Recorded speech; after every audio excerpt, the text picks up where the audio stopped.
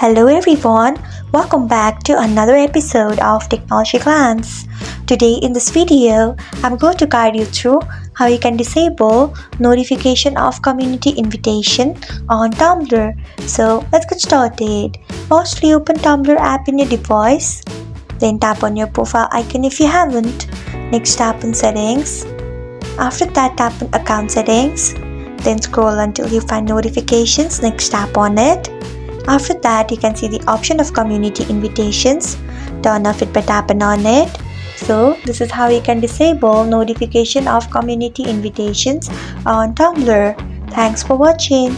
If you found this guide helpful, we would love it if you hit the thumbs up button below. We upload great new tech tutorials like this one every day, so do not forget to subscribe to our channel and hit the bell icon so that you'll never miss another update.